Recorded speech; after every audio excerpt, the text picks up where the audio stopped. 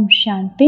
आज की तारीख है 12/11/2023, 12 नवंबर 2023। आज मीठे बाबा की मधुर मुरली है, अव्यक्त मुरली है, जो कि 22/3/1996 में बाबा के द्वारा सुनाई गई थी।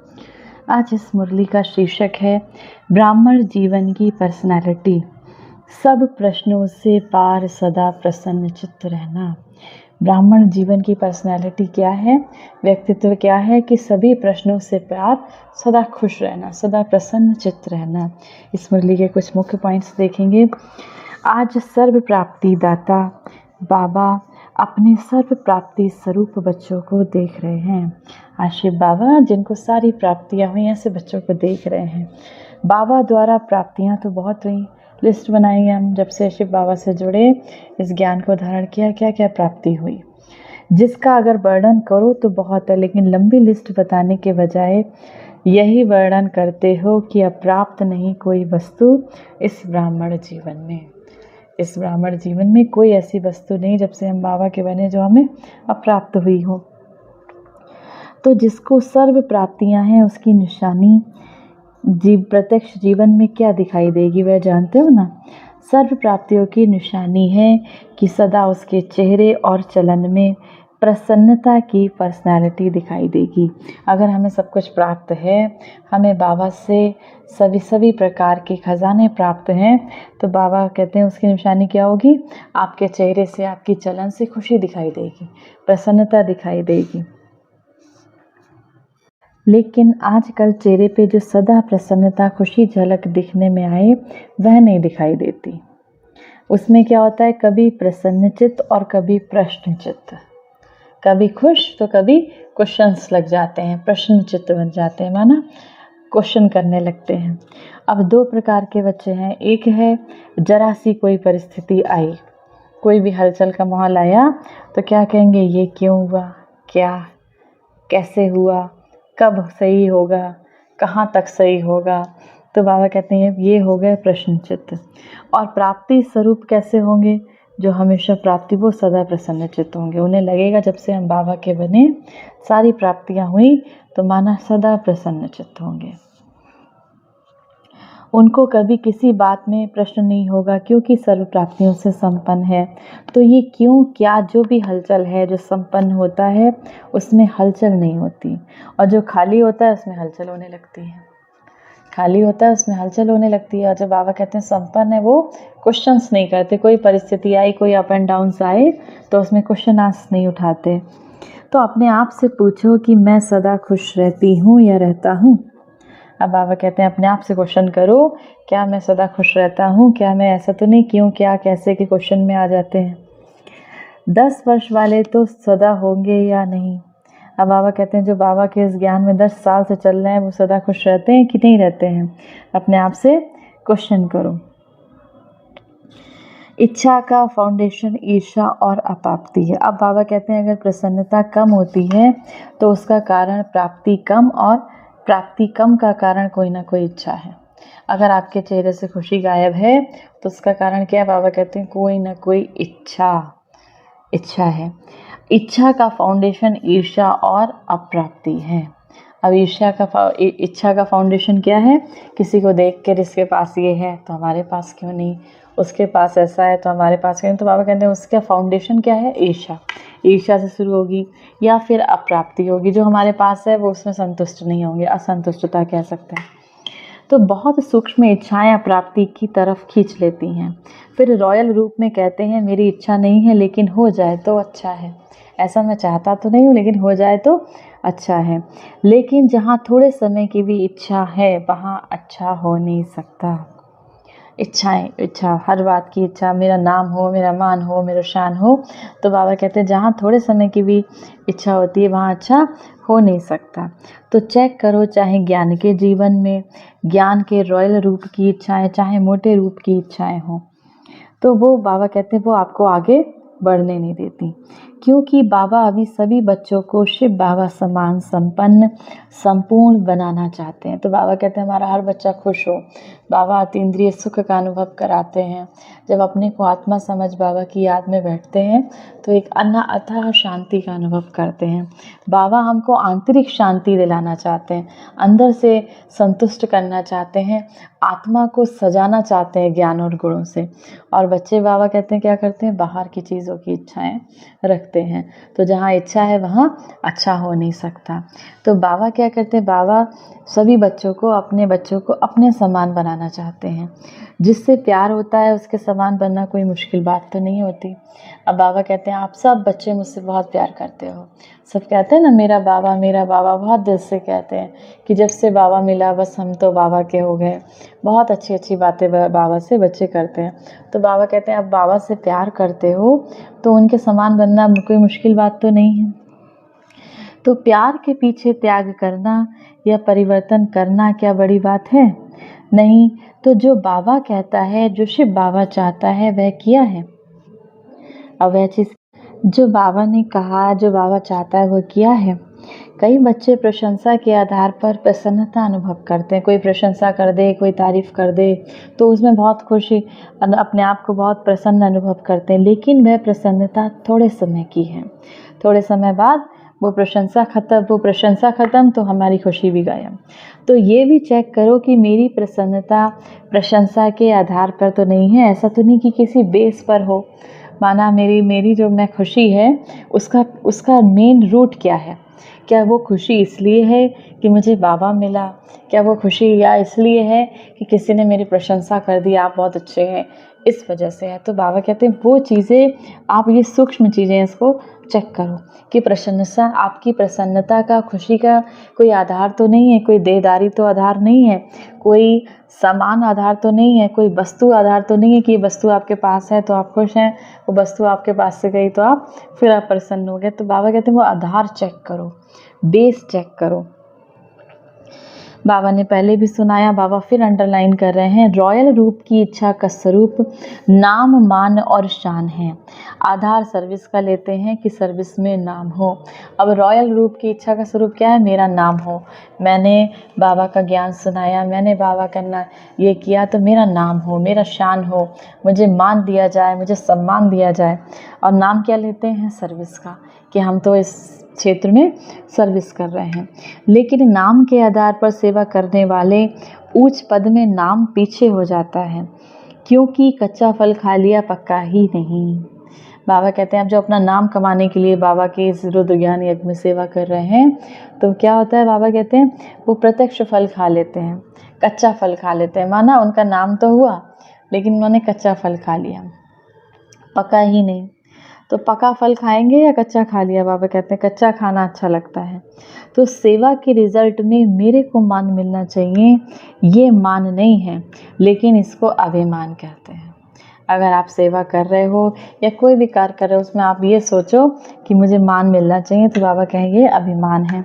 और जहाँ अभिमान है वहाँ प्रसन्नता रह नहीं सकती, खुश नहीं रह सकते। एक बहुत अप्रसन्न रहने का बड़ा कारण है अभिमान। मेरा नाम हो, मेरा शान हो, इस वजह से भी प्रसन्न नहीं रह पाते। तो सबसे बड़ी शान है शिव बाबा के दिल में शान प्राप्त करो। सबसे बड़ी शान कौन सी है?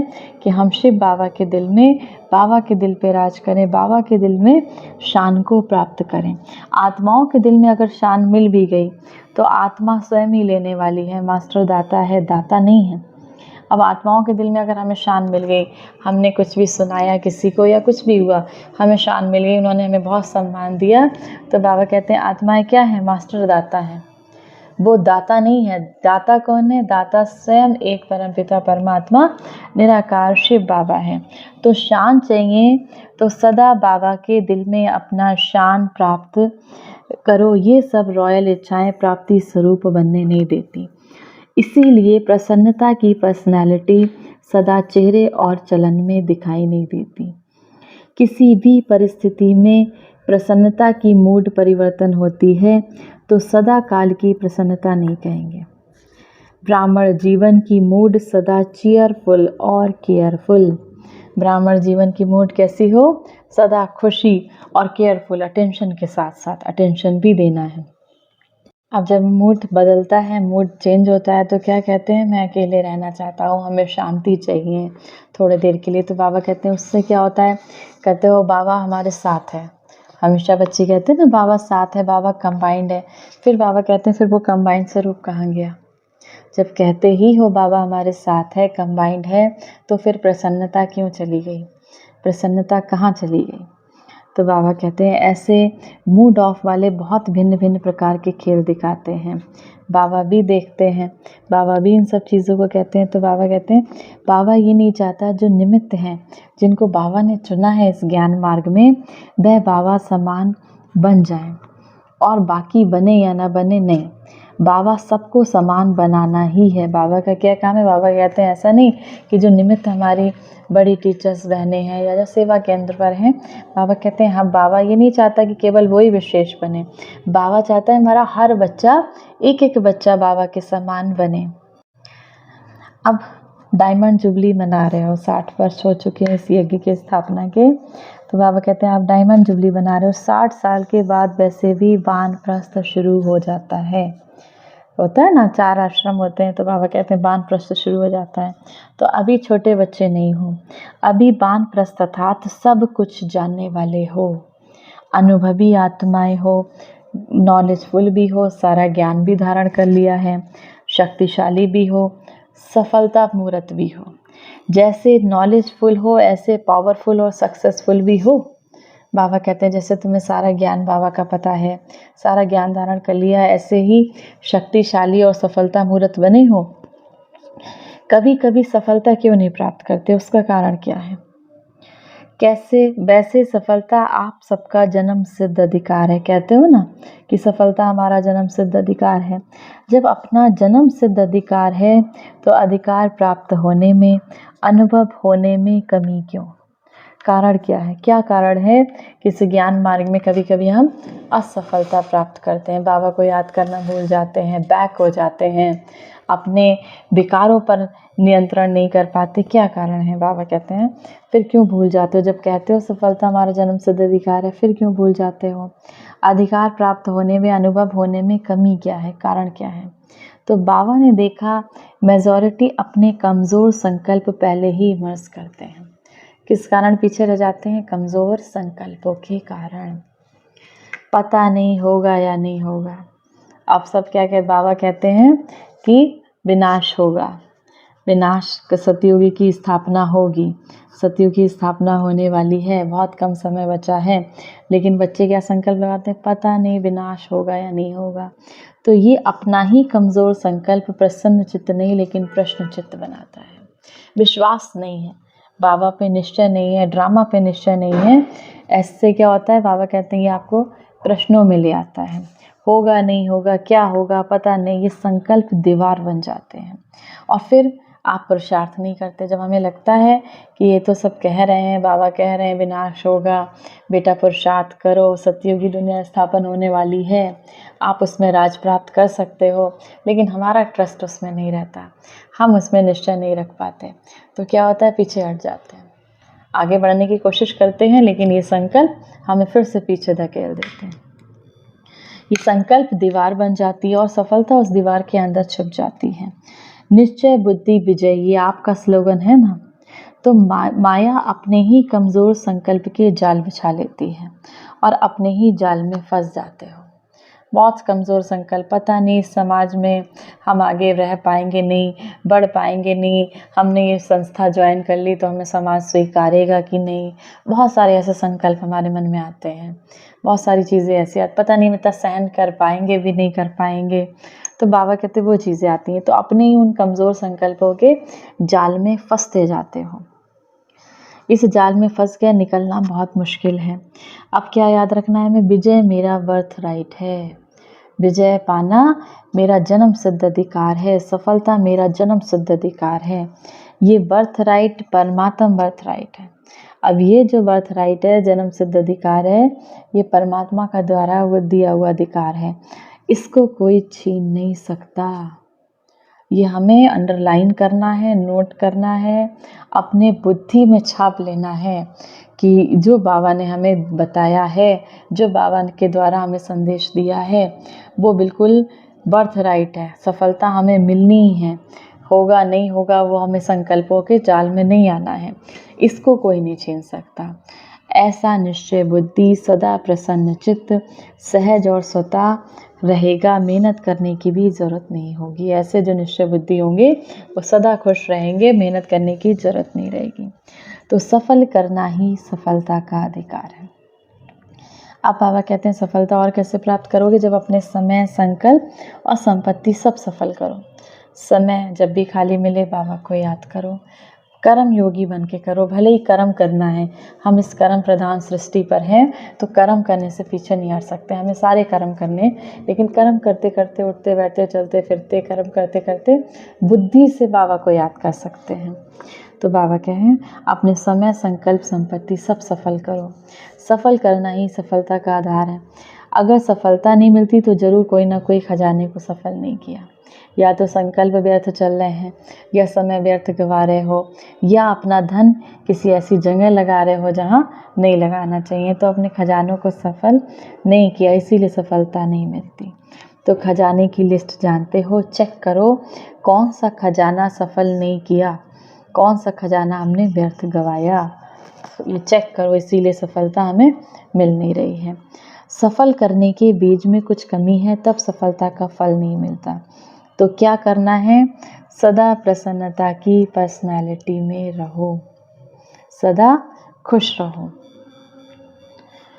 कोई यज्ञ भी रचते हैं, लास्ट में क्या करते हैं? स्वाहा करते हैं। तो आप क्या करेंगे?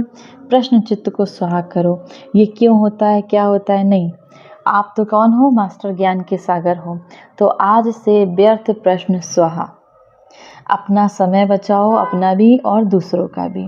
बचत का खाता जमा करो, फिर 21 जन्म सतयुग त्रेता आराम से खाओ, मौज करो, वहाँ जमा नहीं करना पड़ेगा।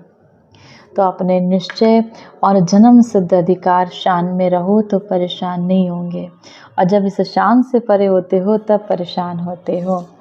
अच्छा, चारों ओर के सर्व प्रश्न चित्त से परिवर्तन होने वाले, सदा प्रसन्न चित्त के पर्सनैलिटी वाले श्रेष्ठ आत्माएं, सदा अपने विजय और जन्म सिद्ध अधिकार के स्मृति में रहने वाले स्मृति स्वरूप विशेष आत्माएं, सदा सफल करने से सहज सफलता का अनुभव करने वाले बाबा के समीप आत्माओं को बाबा का याद, प्यार और नमस्ते। जो डबल विदेश के चारों ओर के 10 वर्ष वाले बच्चे भी हैं, उन्हों को भी विशेष मुबारक और याद प्यार। वरदान है आज की मुरली से, दिव्य गुणों के आह्वान द्वारा सर्व अवगुणों की आहुति देने वाले संतुष्ट आत्मा भव।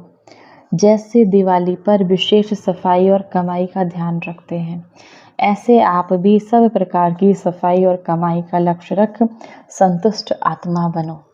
संतुष्टता द्वारा ही सर्व दिव्य गुणों का आह्वान कर सकेंगे, फिर अवगुणों की आहुति स्वतः हो जाएगी। अंदर जो भी कमजोरियां, कमियां, निर्बलता, कोमलता रह गई है, उन्हें समाप्त कर अब नया खाता शुरू करो। नए संस्कारों के नए वस्त्र धारण कर सच्ची दीपावली मनाओ। बाबा ने आज दीपावली की सभी को बधाई दी। तो क्या करना है दिवाली के दिन हमको?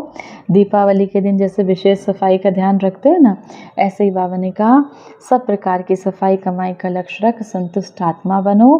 अपनी सारी कमज़ोरियाँ, कमियाँ, निर्बलता, कोमलता जो रही है उसको समाप्त कर दिवाली पर नया खाता बनाते हैं ना, तो बाबा कहते हैं नए संस्कारों का खाता बनाओ, नए वस्त्र धारण करो, नए तो सच्ची दीपावली कही जाएगी। स्लोगन है आज की मुरली से, बाबा की आज्ञाकारी होकर रहो तो गुप्त दुआएं समय पर मदद करती रहेंगी। बहुत अच्छा है, बाबा की श्रीमत पर चलेंगे तो बाबा कहाँ से आपकी मदद कर देगा, कहाँ से आपको मदद मिलती रहेगी वो आपको भी नहीं पता होगा। तो बाबा के आज्ञाकारी होकर चलना है, श्रीमत पर चलना है, तो बाबा की दुआएं, बाबा की मदद आपको मिलती रहेगी।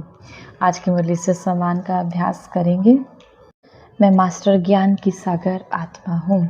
व्यर्थ संकल्पों से मुक्त होने के लिए, निगेटिव संकल्पों से मुक्त होने के लिए बहुत अच्छा सम्मान है, मैं मास्टर ज्ञान की सागर आत्मा हूँ।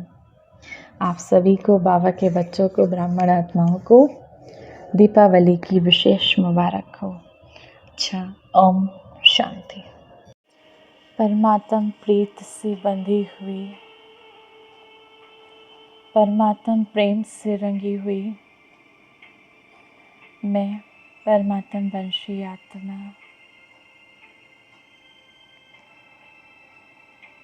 एक शिव बाबा दूसरा न कोई की स्थिति में स्थित